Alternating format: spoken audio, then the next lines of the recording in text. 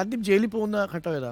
ജയിലിലൊക്കെ പോകുന്നത് ഈ പിന്നെ എന്താ പറയുക സമരങ്ങളുമായി ബന്ധപ്പെട്ട 78 തൊട്ട് 80 ദീർഘകാലം പോയിട്ടില്ല ഞാൻ. ജാമ്യത്തിന് വേണ്ടിയിട്ടുള്ള അണ്ടർ ട്രയലായിട്ടേ പോയിട്ടുള്ളൂ. കുറേ പ്രാവശ്യം പോയിട്ടുണ്ട്. ഈ ജോണിപ്പം പാർട്ടിയായിട്ട് ബന്ധപ്പെട്ട് പറഞ്ഞ പേരുകൾ കോടിയേരി, ബേബി, ഐസക് ഒക്കെ പറഞ്ഞു. പിണറായിയുടെ പേര് പറഞ്ഞിട്ടില്ല. അപ്പോൾ പിണറായിയുമായിട്ടുള്ളൊരു റിലേഷൻഷിപ്പ് എന്താ സിപിഎം? പിണറായി അന്ന് ലോക്കലായിട്ട് വർക്ക് ചെയ്യണല്ലോ.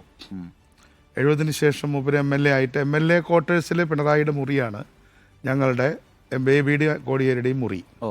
അപ്പോൾ ഞാൻ ആദ്യമായിട്ട് 77-ലും തോന്നണം എനിക്ക് വരുമ്പോൾ എനിക്കൊരു താക്കോല് തന്നു. അത് സത്യത്തിൽ പിണറായി വിജയൻ്റെ മുറിയുടെ താക്കോലായിരുന്നു. എനിക്കതറിയില്ലായിരുന്നു. അപ്പോൾ അവിടെ ആരുമില്ല. MLA ക്വാർട്ടേഴ്സ് ഇപ്പോൾ പൊളിച്ച ന്യൂ ബ്ലോക്ക്.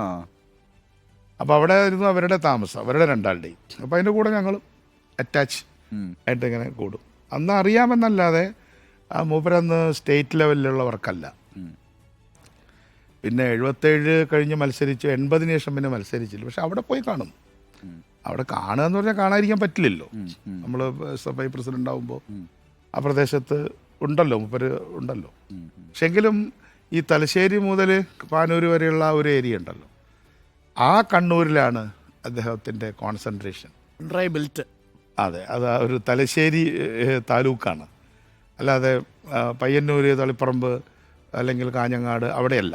അവിടെ പോയില്ല എന്നല്ല, ഇവിടെയാണ് അദ്ദേഹത്തിന്. അവിടെ ബസ് കയറി വന്ന് ഓഫീസിൽ വരിക, അങ്ങനെയൊക്കെ ഞാൻ കണ്ടിട്ടുണ്ട്, ധാരാളം കണ്ടിട്ടുണ്ട്. ഏറ്റവും മുതിർന്ന നേതാക്കൾക്കൊപ്പം പാർട്ടിയിലാണെങ്കിലും പിന്നീട് പ്ലാനിംഗ് ബോർഡിൽ ഇരിക്കുമ്പോഴാണെങ്കിലും ശരി, UDF-ലേക്ക് എത്തുമ്പോഴാണെങ്കിലും ശരി, പ്രവർത്തിക്കാൻ ഒരു അവസരം ലഭിച്ചിട്ടുണ്ട് CPM. അത് ശരിയാണ് അല്ലേ? മുതിർന്ന നേതാക്കൾ ഉമ്മൻചാണ്ടിയുടെ ലീഡറായിട്ടടക്കം EMS അടക്കം.